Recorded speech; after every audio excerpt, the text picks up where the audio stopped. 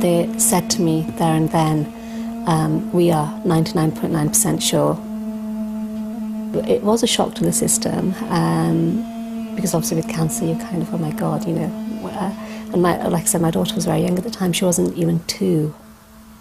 The day I came home after my diagnosis, I remember standing in my kitchen and thinking, if they actually turn around to me and say, you've actually only got a couple of weeks left, realistically, what have I done with my life?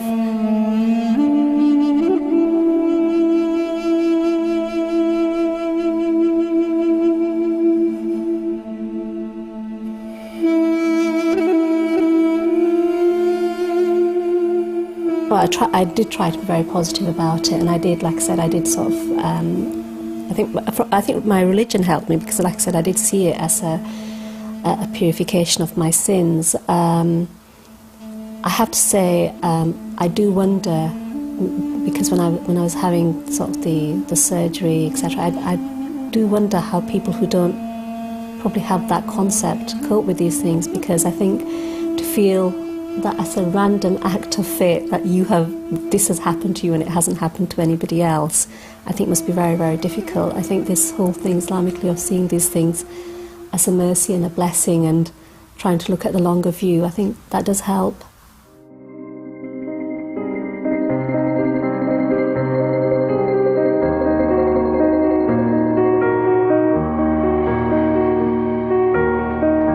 Having your own business, it is kind of so all-consuming. It's trying to balance everything and, you know, have that kind of giving everything its due and giving it the right amount of time can be quite difficult sometimes.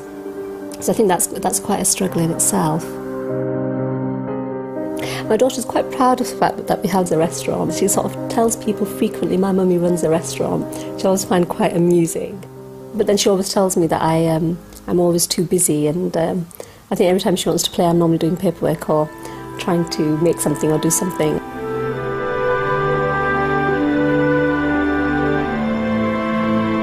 I'm 4 years post-diagnosis now, and sort of 5 years is a bit of a watershed mark, so I suppose it'll be interesting to see how this year goes, but you know, alhamdulillah, so far so good. You know, we make all these plans and we think we're going to do X, Y and Z, and in 10 years' time we'll be here, or in 10 years' time we'll do this. And when things like this happen, you realise that actually you have absolutely no control over these things. And having said that, it's actually also quite interesting. I suppose it's part of the coping mechanism, how quickly you forget that as well. It's like even when things have got very bad for me from a business point of view, and I've been very stressed and I've been kind of, what do I do about this?